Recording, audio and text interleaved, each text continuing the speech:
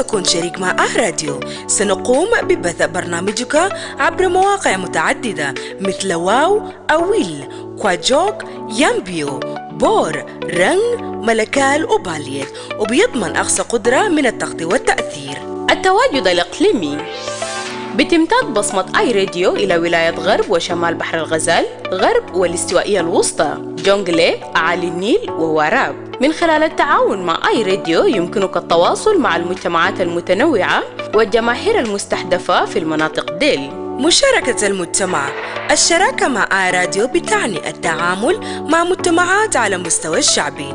رسالتك حتوصل للمستمعين في مواقع مختلف، مما يعزز التفاعلات الهاتفة ويزيد الوعي بعلامة تجارية. التغطية الشاملة مع محطات في مواقع استراتيجية زي الرنج، ملكال وباليت.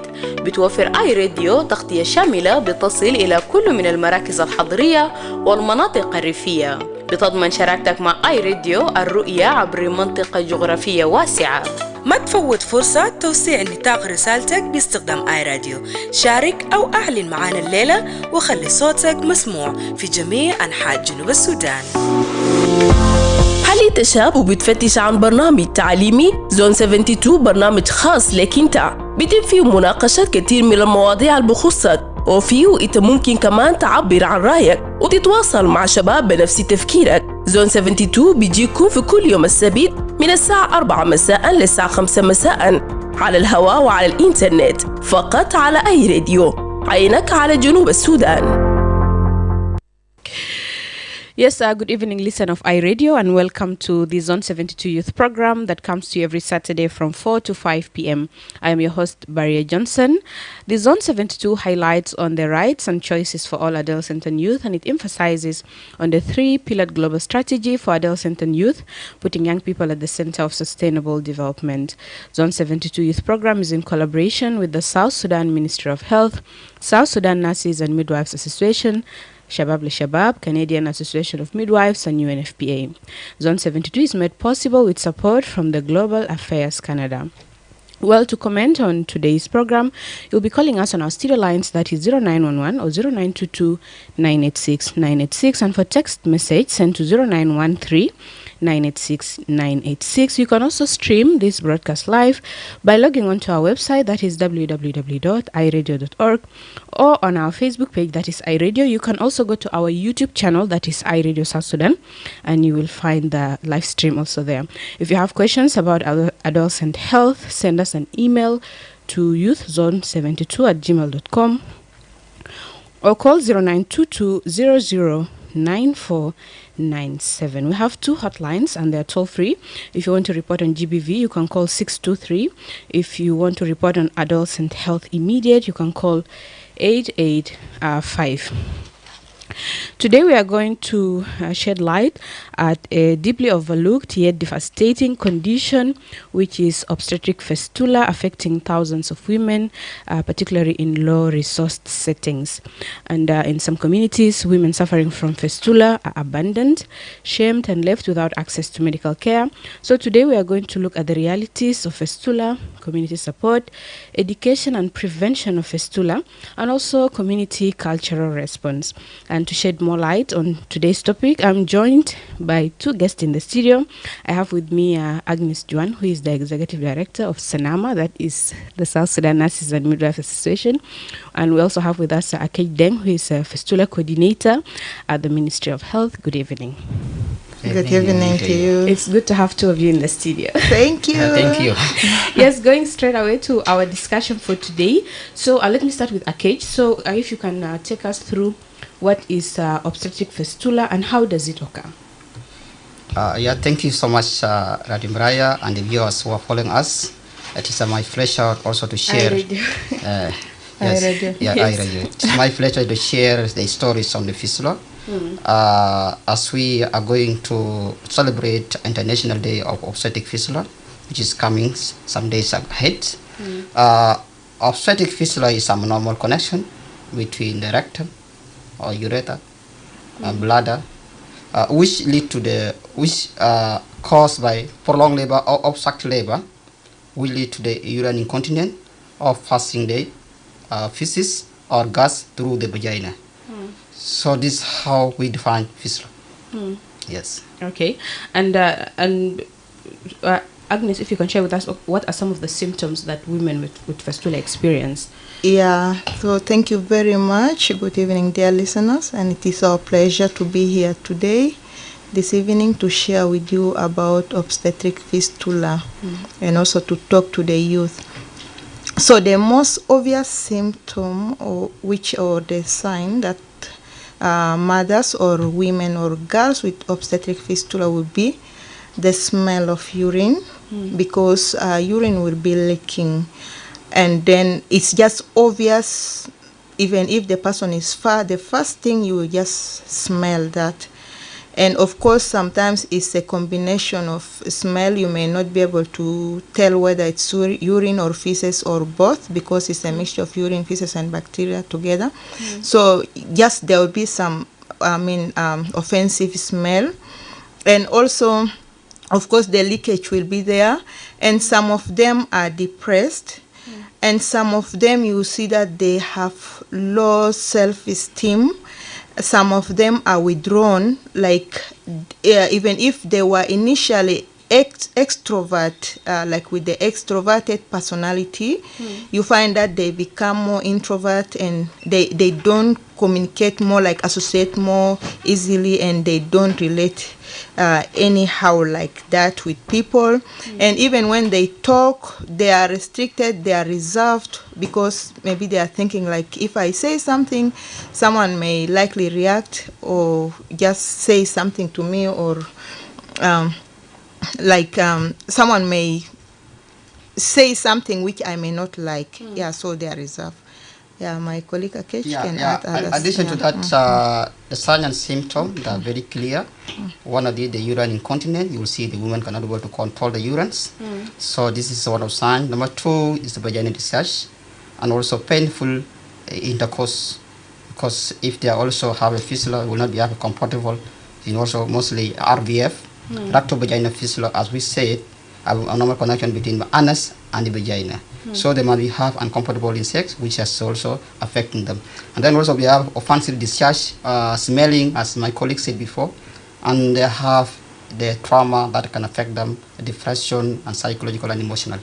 So, Okay, and also Agnes, why is obstetric fistula more common in low resource settings, or let me say the rural areas? Yeah, it's more common in rural areas or low resource, because that is where there is early marriage. And in rural settings, the girls are not likely to pursue their education. Some might have ended in primary and got pregnant. So it happens with early pregnancy.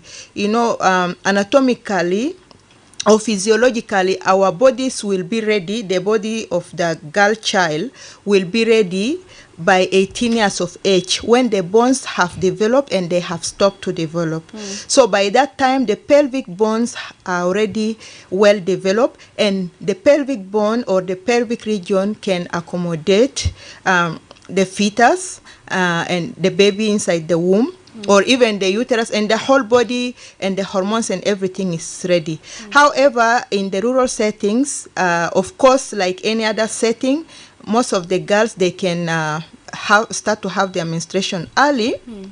Maybe by 12, 13 and above, they're already menstruating. And when they are menstruating, it means they're already ovulating. So it means they are actually fertile as far as physiology is concerned. But as far as their bones are concerned or anatomy is concerned, they are not yet ready. So therefore, if they conceive, they may conceive and the baby grows, but for the baby to come out, there will be a problem. So that is why there will be the obstructed labor, prolonged labor, and so on, because they will be careful of pelvic disproportion. Yeah, it happens only with the young ones, though there are also some abnormalities where someone above 20 may also have the same condition. So actually, in this case of the rural setting, is associated with child marriage. Now, some of our colleagues are saying, or the community is saying, child marriage has always been happening. Like our great-grandmothers, they were married even at the age of 13, 15, and so on. Actually, when you reach 18, يعني في communities تانيين كان بيجا عندك 18 سنة ده بيجا زول عجوز that time. So that time the situation was that because في science بيقولوا epigenetics زي يعني genes bitana, our genes also change according to the environment. That time the environment was safer. They had less contaminations. There was no smoke like burning of charcoal, and all these people were using firewood, and all this smoke of cars and other machines were not really the way it is. And then the technology has not gone the way it is. So now with these current genes, with the new people that we have, especially these young ones now, their genes have also adopted to this current situation. That is why at that age, now it's highly risky compared to our great grandmothers or our mothers. So situation they can ma common shadid fi zaman dak, lakin hase fi zaman ta hasere bigger common shadid. So in low resource area, it's because of the child marriage or early marriage or teenage pregnancies. Ashan Kida. Okay. Yes, addition to that, in low resource area, we have lack of accessibility and lack of awareness because they will not be able to get any information. So if there is an integration need to be done so that the girl should have knowledge about the fistula. So if they also, they thought that after they have menstruation, they can conceive when they are young. But if they have knowledge about the complication of teenage pregnancy, they could not be able to conceive. Mostly it happening, most common of fistula client are teenagers because the head is not well developed. So lack of awareness is one of the issues that are facing them. Lack of connectivity, some of them they're not able to get any information. As we are speaking here, there are people, they will not be able to reach that information that we are discussing here. So it is good that the community are well educated on issue of the fistula and issue of the regular antenatal care. Mostly the entering point, we know fistula is the birth injury happening, but the entering point is the antenatal visit, whereby you need to wait. The high risk patient should be able to refer to the health center where they are performing cesarean section. So in the lower resources center, so accessibility is one of the big problem. The transport also, the roads, insecurity also one of affecting them. So some of them also traditional humble practice. There are some traditional they thought that they are conducting delivery at home, and we don't encourage as a clinician. Home delivery is one of the most increasing the fistula in South Sudan. So if you are delivery hospital, they should be able to identify how this baby lie. Is it baby is big? How weigh your baby? Is it that mother could be able to deliver normally or not? But in lower resources, they could not know. So what the TVS know, they know only how to fool the baby. But the trained professional will know this baby is big because of 1, 2, 3. 1 could be baby is big. Number 3, number 2, the baby is not lying well. Maybe lie transverse. The baby's lie it transverse. This thing baby will not come out. So if you see that kind of the sign, that can be showing that this is a sign of obstructive labor or prolonged labor that we are talking about here. Because when we talk the obstructive labor, period the head to descending, rase over akas, but the nasal head.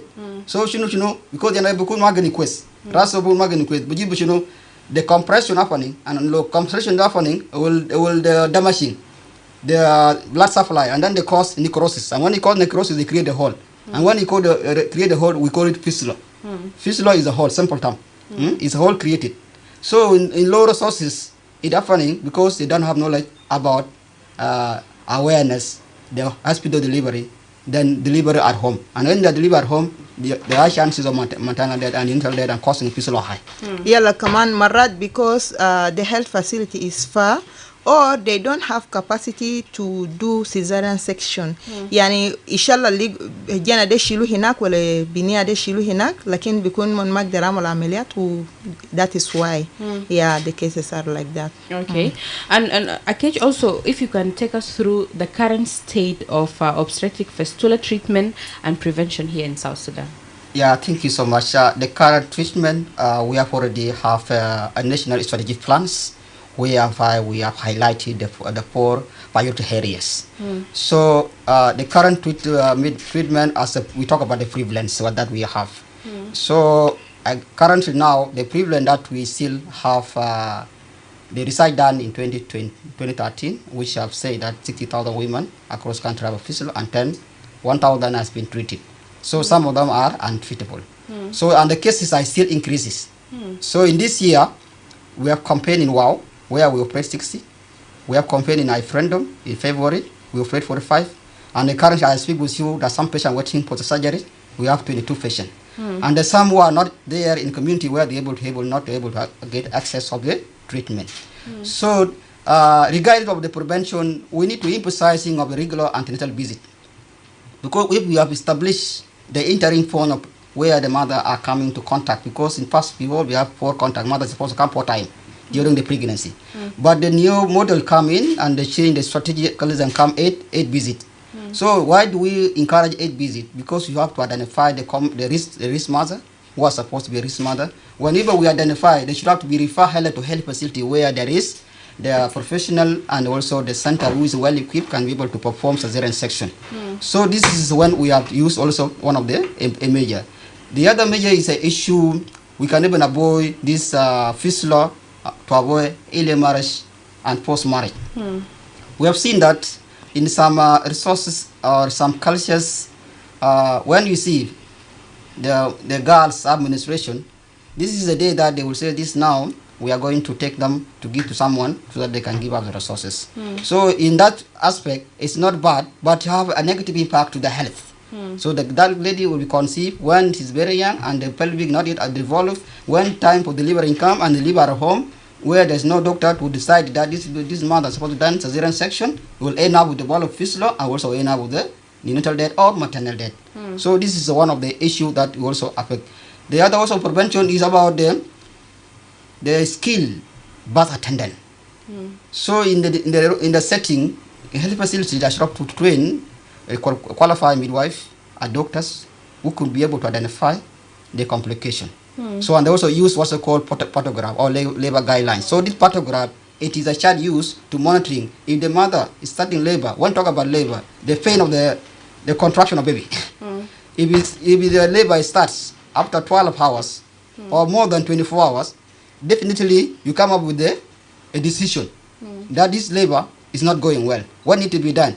The intervention, you call a doctor and doctor should have to make intervention. So that could be one that we are going to encourage to avoid the fistula in South Sudan. Okay. And then in addition to that, regardless on prevention, we already have work plan 2025 interventions as a national strategy task force come up with the 4 priority area. The priority number 1, we talk about the prevention. How are we going to do a prevention? We need to embrace, to involve the stakeholders, the chiefs, and also the church. These are the decision making and policy are regulating in order to helping us in terms of the early marriage and post marriage also. Because for us, the clinician, the issue of post marriage, the law enforcement agent is the one to come in and helping us on that aspect. So we also want the second item is about the treatment. How do we make a treatment? The UNFPA and the Minister of Health has come up with the intervention to train the midwives, nurses, and doctors who will carry out a routine surgery. As I speak with you, we have 22 patients, and they are waiting for surgery, and we are going to carry out the routine surgery. What do you want to do? We need to enforce about counseling a patient before surgery. Before yesterday, we have called a client of fistula who have been affected to sit together in a round table and do counseling. How are they going to wait for surgery? And then we can be able to support them emotional and psychological support, which is called holistic care.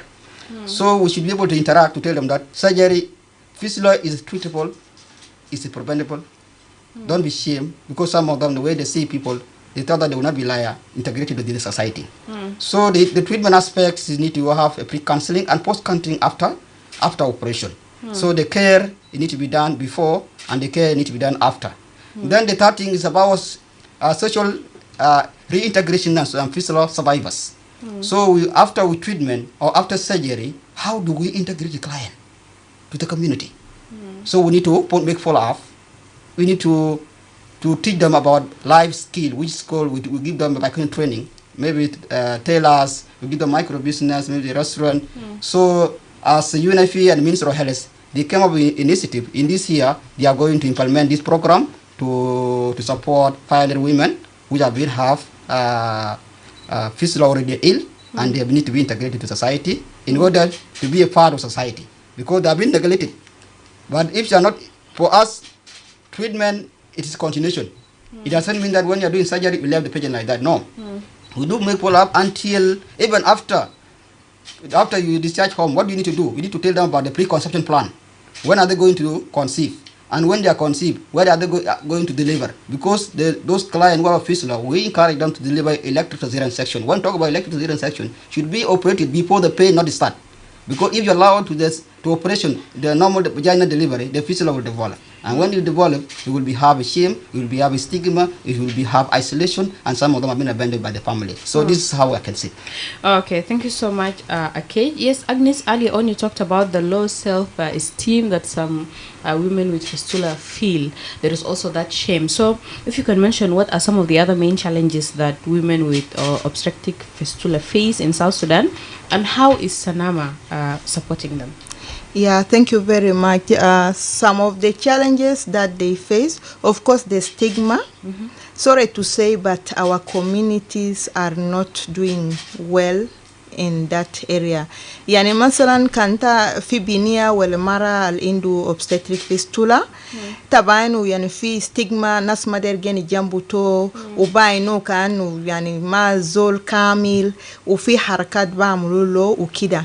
First of all, it is not her fault, even if it has resulted due to, let me say, teenage pregnancy. Lakin bardo not her fault, because kan zaman dak mustashfa fi gerib wala kan hum arfin kan ودوه في مستشفى ولد بعملية يعني كان ذاته condition ده ما بيكون فيه. so لكن هيكون في stigma وكده. وتانيا ذاته نفسه مرات كتير رجال ده سيبوا من خلاص.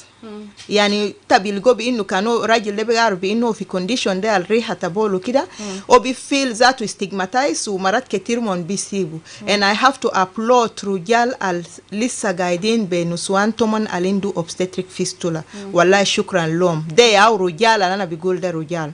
لكن في بعض منهم خلاص فاتوا وبعض منهم ذاته فاتوا زمان عشان it was teenage pregnancy. يلا ذاته أو همل ده ما ردوا في أسرة وياو مشاكل ده teenage pregnancy كويس أو إيرس ما عمل نفسه وكده. يعني she is likely to be a single mother at that age. و she may remarry لكن ذاته نسية هنا ده ما في. يلا because we say most of them are young. Because when the condition happen, they are likely to be young, their pelvic bones has not yet developed. Most likely, the woman makala sumederesa.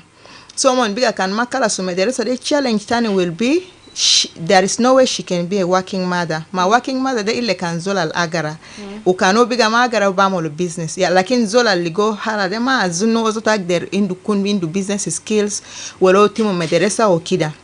بالكثير يعني مناقرة لحد في primary school maybe يلا كده ده مناتو economically they are also struggling ذاتو يلا الولدو ده عشان بيرباو عشان بيبيو لهم بدكالو في مدرسة ولا بيعالجو كان أيان will be also another challenge ذاتو من بيجا ما عارفين من بيبالا دخل في مجتمع من وين عشان ياو already situation تا stigma وبيجا low self esteem في يعني عشان هم يكون free بمجتمع كده ما في يلا تبانو participation بتاعهم ما بيكون fully عشان always زي أنا جبال قلتا she is reserved يعني في جواجل بتوبي كان قال أصلا كان ونس كده أو بيجاسي تيمانا أو كده ولا كده وكان في حماتيات هنا طبعا مرات كان رجال الكويسين لسه ما سيبوا مرة دي من بيجي نساء دي حماتيات دي كمان بعمل حركات وكده she's likely to be reserved. So these are some of the challenges.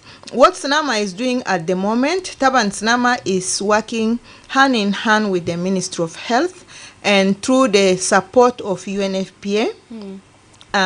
Hasikida indana we have got mobilizers. I'll be register lana nas unuswan wale banat alindu cases ta fistula. We are planning for 79 counties, lakin hasi anna register ta 77 counties with the help of Akej. So 77 counties are already taken care of, including ABA. So Bagilena Itnen County. Hasi kida de anna bija deribu coordinators there or focal persons there. Ashan mbonus be chiefs, mbonus be salatin ta counties bitaum there. Ashan kan fi ay izoli indu case de bisejilu. Yala kan sejilu taban already UNFPA indu funds al through the Ministry of Health bijamulu free operations. Yani bamulu amelia de majane.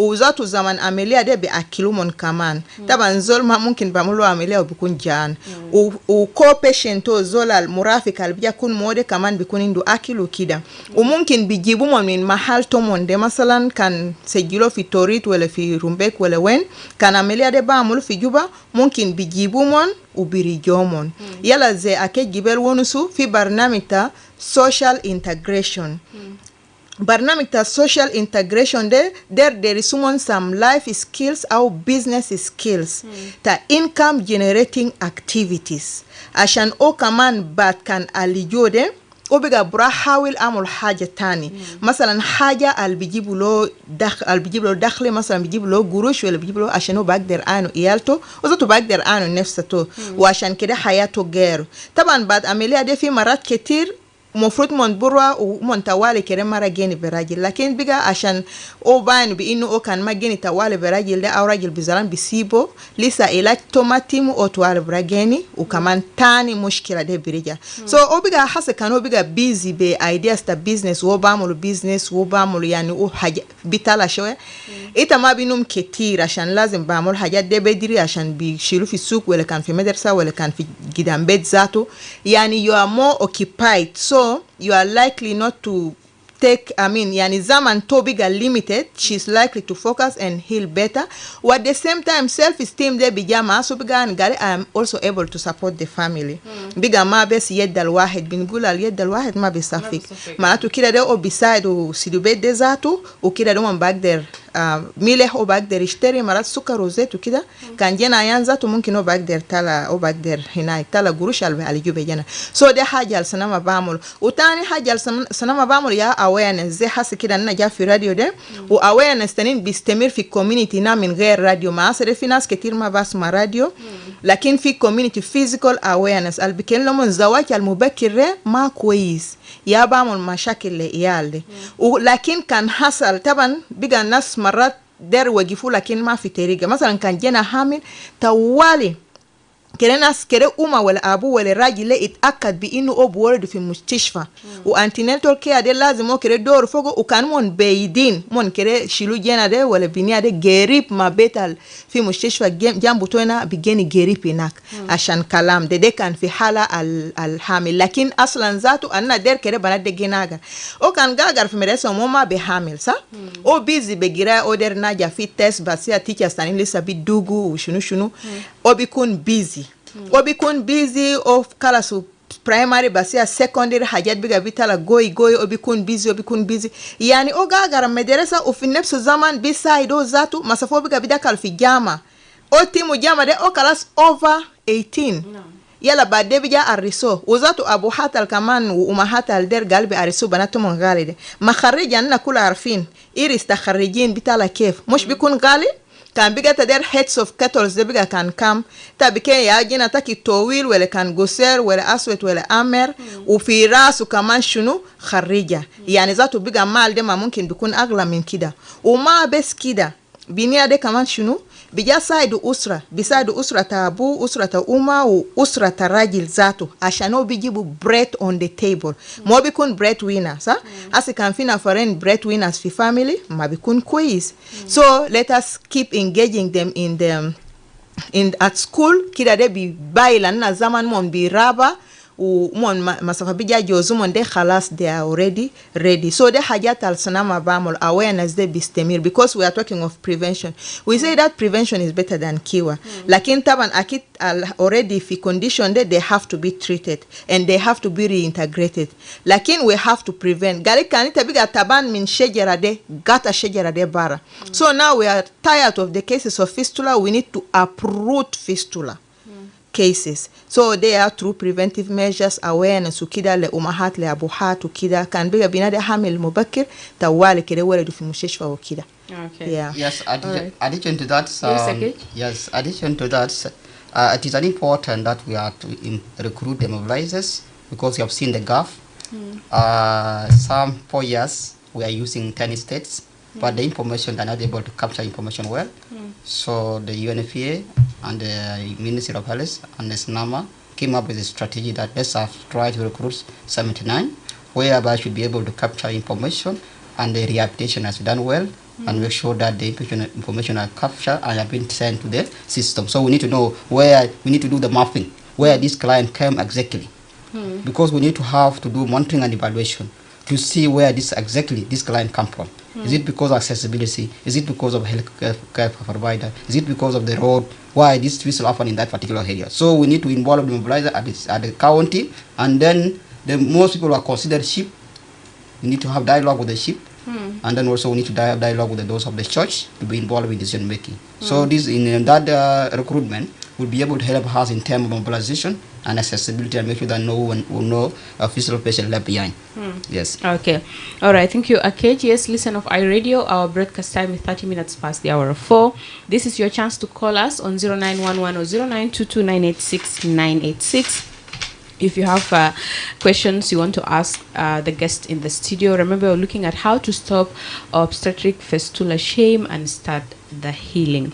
And those who are watching us also on our Facebook live stream, you can drop your questions and comments there, and our guest in the studio will be able to answer them. مستمعي راديو إذا أنت عندك سؤال عن فستولا أنت ممكن تتصل لنا في 0911 أو 0922 986 عشان تبعثوا للضيوف تلنا في داخل الاستوديو سؤالتك يوم بجوابتها. Yes, Agnes, كلامتا stigma في community. How can community awareness help reduce stigma surrounding women who have fistula? Yeah, community awareness may help because when they become aware and they put themselves into the shoes of that woman with the obstetric fistula, like you just imagine if that is you, if you're a woman, or if that were your daughter or your mother or sister, how would you feel and what would you support and how we can prevent.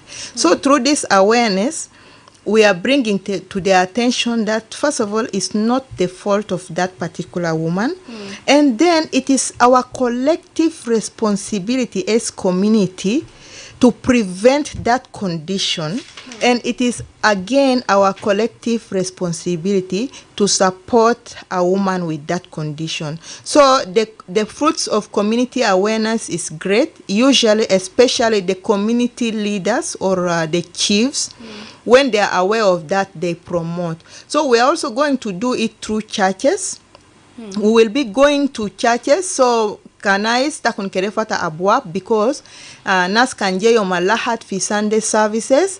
We may ask in those particular counties, basically in the 79 counties of South Sudan, we may ask maybe 2 or 3 minutes just to talk about the prevention of obstetric fistula. Yeah, so umon asma kalam ta Bible ufinepsu zaman kero umon asma kaman kalam al kef anna buwagi fistula. So community awareness is very good. It will do wonders because it's not only with obstetric fistula. We have seen many other community awareness which have taken place, like on health education on the prevention of cholera and other diseases. It has worked. So therefore, with the one of obstetric fistula as well, it will also work. Yeah. Yes, addition to that, community awareness is that play a vital role to reduce the fear and the shame.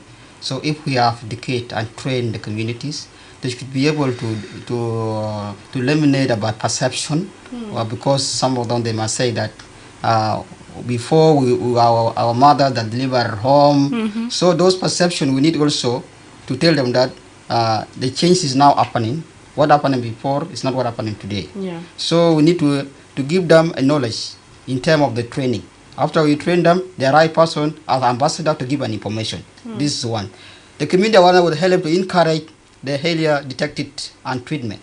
So if we have told them about the sign of complication, this one woman deliver conceive and she have this sign 1, 2, 3. So for them, they could be able to go and take that message in the church, in the school, in the where the gathering that they are sitting, so they can be able to helping us about the earlier detected and also the treatment. Wherever there is a pregnant woman, the chief must know how many women are pregnant in a particular area, and then the chief must talk with the administration or police who is near there or law enforcement agent to have maybe a car in case any emergency happening. So if the community are being involved in this work plan, they have a vital role to helping us. Also, community can helping us in terms of the women empowerment, because women are left behind they are not involved in decision making.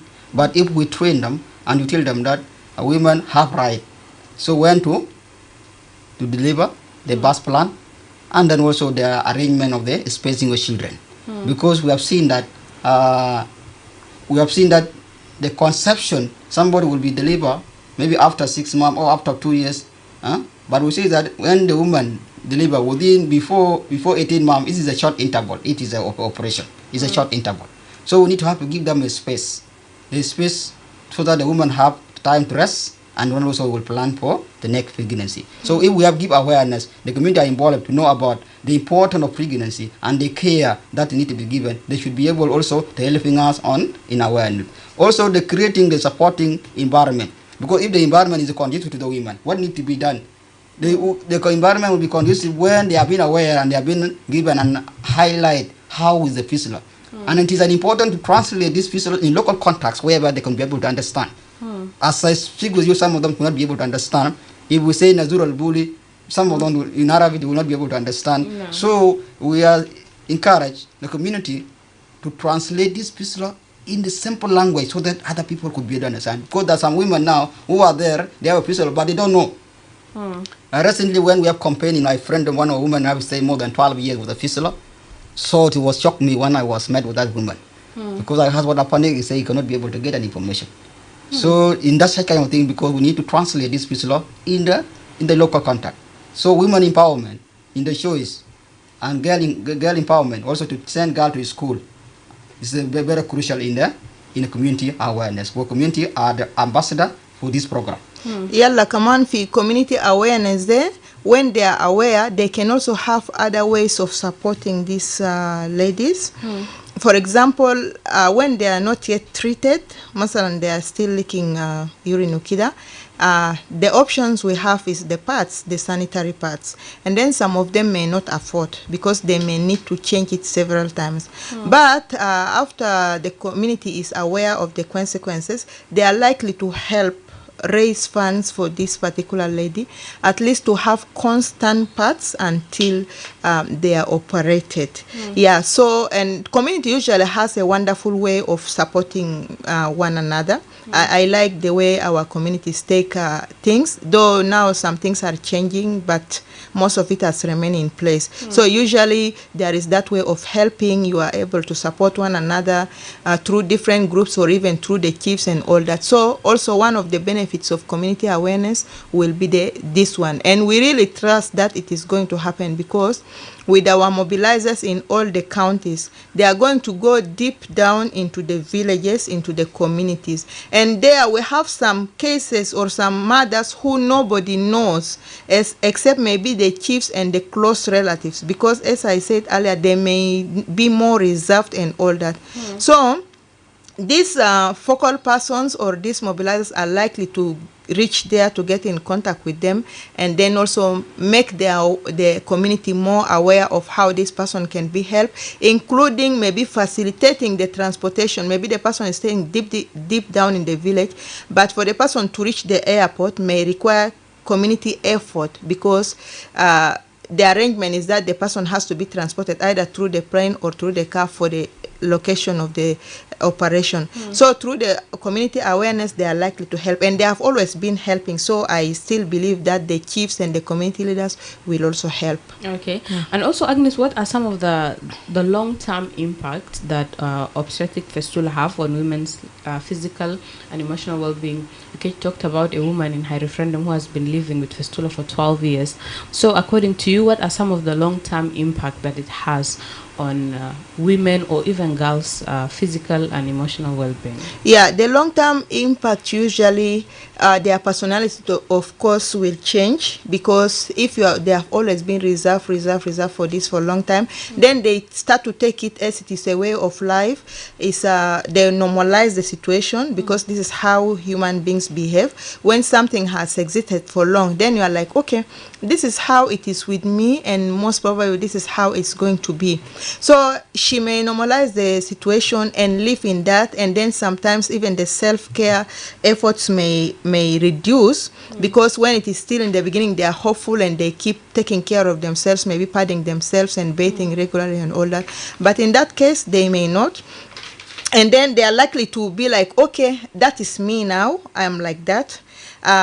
Some could become more arrogant on the other side, or others will become more reserved and really more delicate and more like fragile, whereby any small thing may affect her. She will take it personal, even if it's really not meant for her, but she will just be personalizing everything.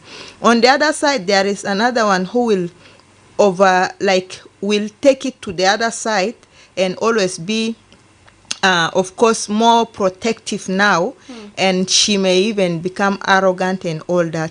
And this of course may be translated with the relationship with the children, because also the children, her children may also get part of it, part of the stigma, because when children play, they among themselves they are likely to say, umataki bafin wele kida.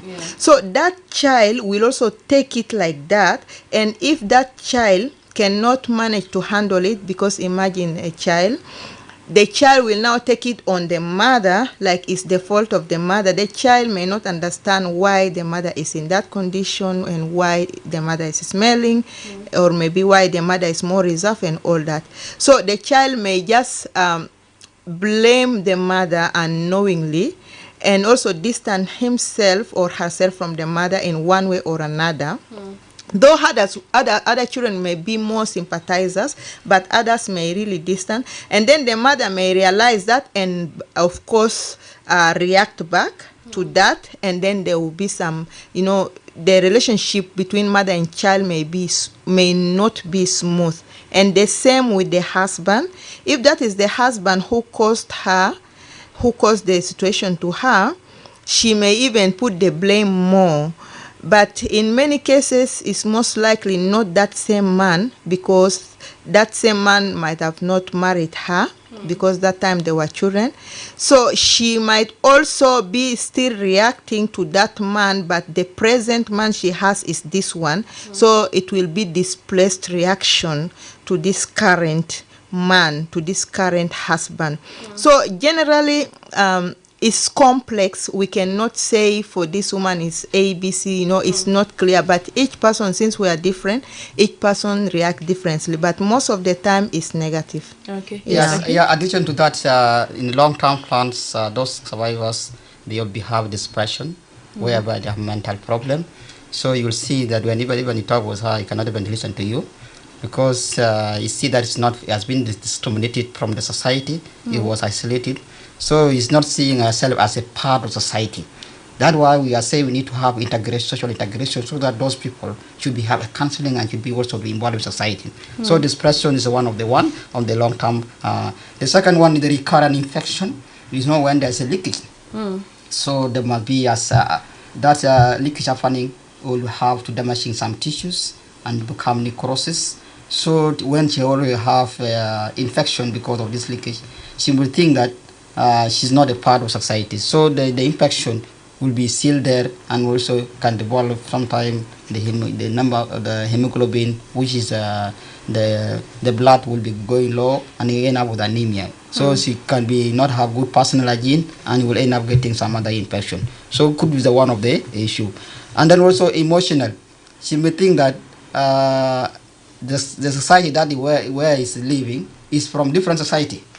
Because he's not supporting, because you cannot work. When you go to work, nobody can accept work, because somebody is leaking and urine. Who will accept work? And where do they get? We're thinking about what you can eat. So this stigma, it will cause a lot of issues. When suicide can happen, it's to her. So these are the things that the long term that can happen to that mother who have a fistula.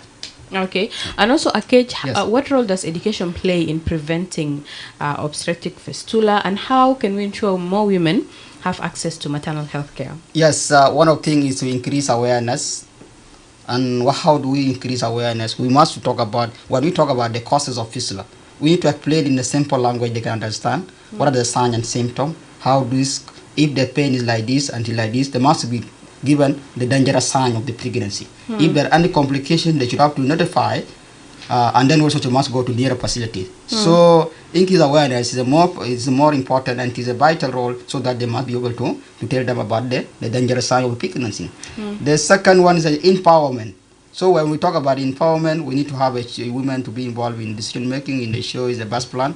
So if the women are not aware about the pregnancy, because actually we need to talk about pregnancy. How is pregnancy? How are we going to take care from the conception to the delivery?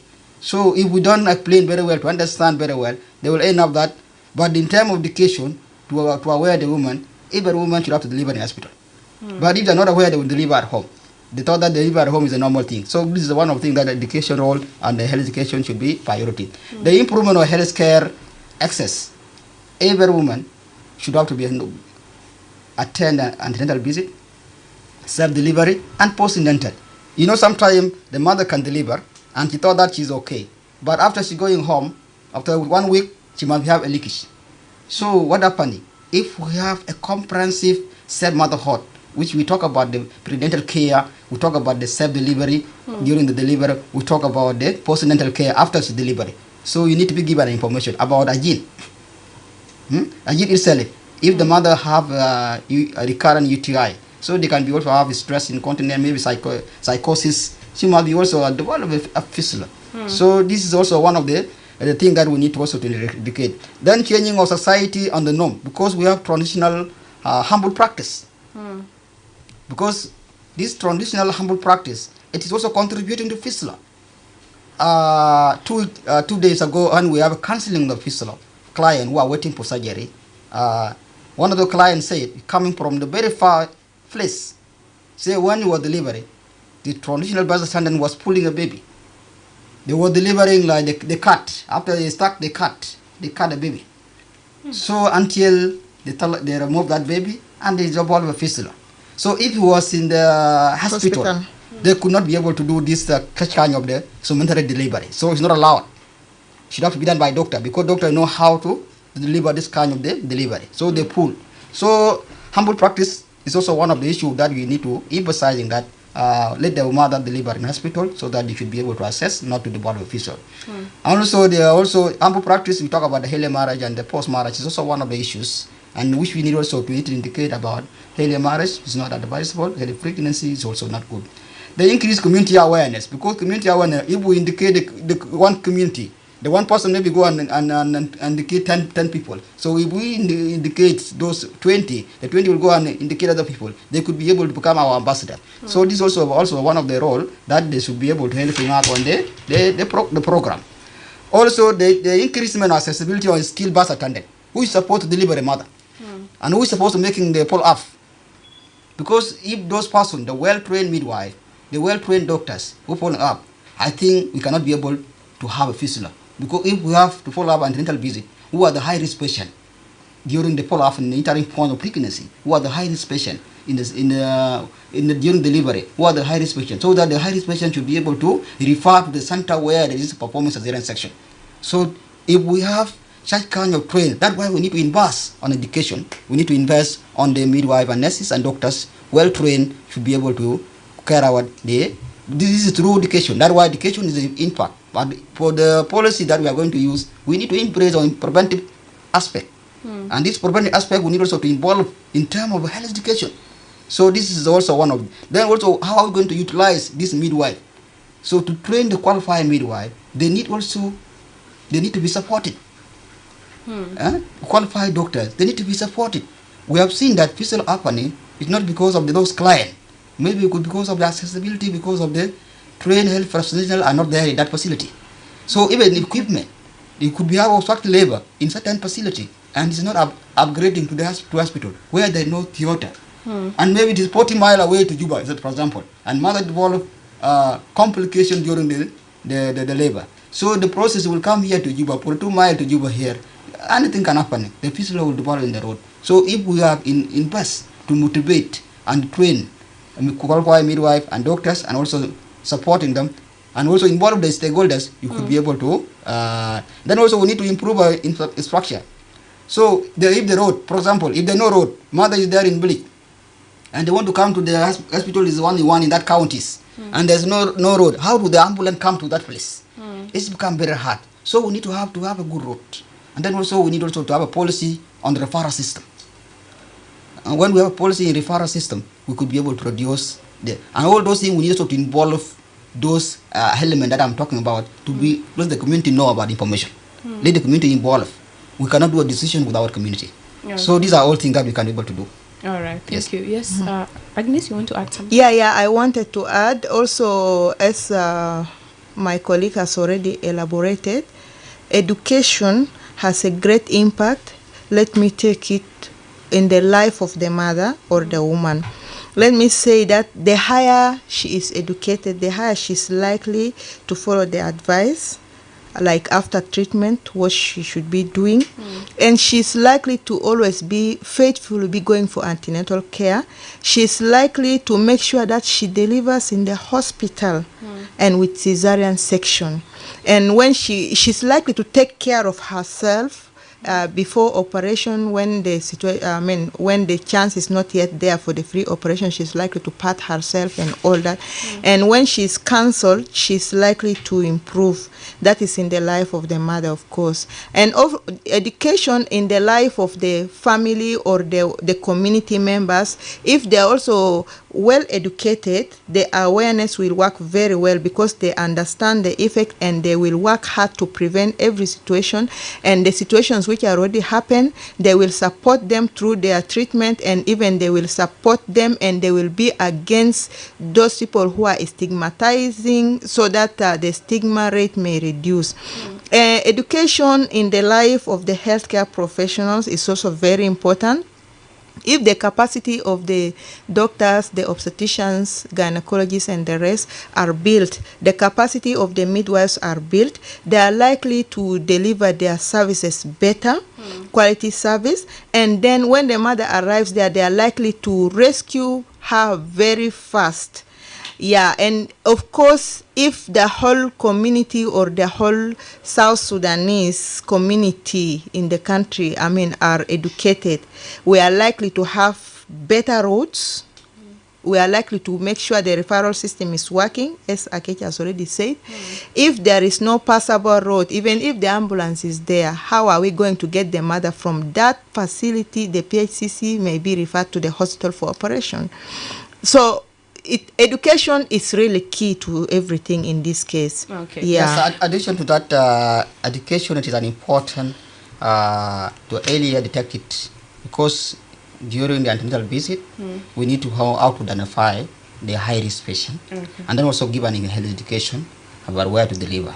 Also, education is an important for the fistula surgeon. Do we have a fistula? Because if there are any fistula can happen, the fistula surgeon, as you know, if the fistula can happen within immediately, we need to insert the catheter within 10 to 14 days, and she have to make fall off. Or they can do surgery immediately. But in the scenario, sometimes the client, the place where I stay is too far, and there's no qualified, trained health professional about the fistula.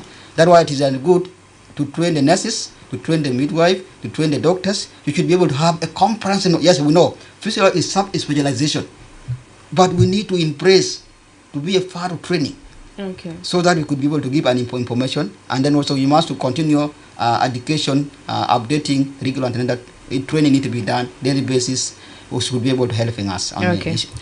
All right, thank you so much, Akej. We are left with a few minutes to be finishing with our program. Let's go through some of the questions and comments on our Facebook live stream. We have Paul JR. He's asking, what are the measures and advice given to person that has obstetric fistula? Okay, and we have James Malo. He says, hey, our guest in the studio, we appreciate you for that important education on obstetric fistula. I am James Malo from Mvolo County. All right, thank you so much. And then we have Warakwata Nimoliek. He says, good evening, iRadio. I'm live from Pochala. What are the long-term health consequences of untreated obstetric fistula? That was already answered by our guest in the studio. Maybe Agnes, if you can just take us briefly, answer the question from Paul. He's asking, what are the measures and advice given to a person that has obstetric fistula? Yeah, so thank you very much, our listeners, for the questions.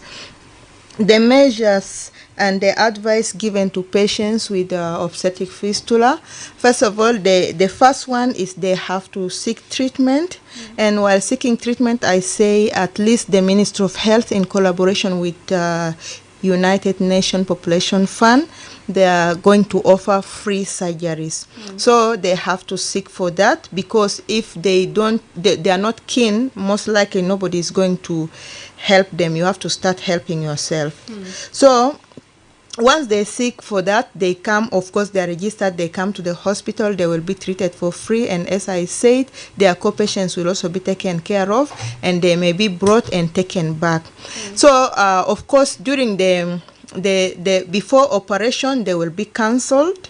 A lot of counseling will be done to them, including post-operative counseling, like when they go home, what they should do before they heal. They have to abstain from sex for a certain period of time. We are saying 3 months, but others could even be longer, depending, because each person is different. And then, of course, they have to, if there are some medications which they have not finished, but usually by the time they are discharged, they have already finished their medications. If they have not finished, then they have to finish. Now, after that, when they are completely healed, when they conceive, first of all, they have to go for regular antenatal care. A long time ago, we used to say that 4 visits, but now it is added to 8 visits. So they have to ensure they have always been going to antenatal care for the 8 visits, so that the midwife in this case, or the obstetrician, is likely to detect if the baby is lying well or not, if there is any abnormality in that pregnancy. Then through that one, she can be helped in time. So when she is faithfully going for the antenatal care like that, of course, she will also be advised, and then she will be given the folic acid and ferrous sulfate and all those regular medications given to them. And then she will be advised to deliver in the hospital. No more vaginal deliveries, because after operation, if again they push the baby naturally, we shall go back to the same situation. Therefore, they will be advised to deliver in the hospital. If she lives very far from the hospital, she has to move, or the family has to move her near to the hospital, so that once the labor starts, we may not have the ambulance and all that. She should be they will be able to rush her to the hospital. So once she's in the hospital, she has to deliver by cesarean section. That now will be her norm. So those are the advice usually given to them, and they have to take care of themselves, because first of all, I am the first carer of myself, apart from others. Our colleague Akech, you can ask. Yeah, just Yes. Akech, make it brief, because Yes. we are left with you. Yeah, addition to that, we need to give some advice saying that fistula is preventable and treatable, and also you need to encourage them about emotional support and such as psychological support, because some of them may be ashamed, and tell them that we are here for you, we will give you a care, and then also we give them the fistula follow-off, whereby we put our contacts wherever they have a problem, they must call and you have to follow up. Okay, all right. Thank you so much. I'm going to give each one of you less than a minute to share their last messages and advice to the public out there. Let's start with Agnes. Yeah, so thank you very much. My advice is fistula is a condition in which it can be treated. For those who are already having, let us treat them, let us support them, let us stop the shame, let us not stigmatize them. It is not their faults. Then for the young ones, let us prevent. Teachers out there, talk to our girls at school, let them stay in school, let them prevent. For our parents, the chiefs and all this, let us prevent child marriage. And then if they conceive when they are young, let us support them to reach the health facility, to follow antenatal care, and then to deliver in the health facility. Thank you very much. Together we can eradicate fistula in South Sudan, and it will become history for us. We shall be proud to say that in South Sudan there is 0 case of obstetric fistula. Thank you. Thank you so much, Agnes. Yes, okay, just briefly. The last message so that I can tell the listeners and the viewers, let us try to end the shame, isolation, stigma, And zero tolerance of obstetric fistula is also, as we are going to celebrate International Day of the Fistula. Let the client go to near facility. Registration is ongoing, and we are going to receive them, and we're going to do routine surgery free without pay. Thank you. Okay. Thank you so much, Akej. Thank you, Agnes, for this interesting discussion. Listen of iRadio, I hope you benefited from our discussion today. And we meet again next Saturday on another discussion right here on the Zone 72. I was with you, Barry Johnson. Have a nice evening. Thank you. For information and entertainment, stay tuned to iRadio, your eye on South Sudan. Looking for the perfect radio partner? iRadio is your answer.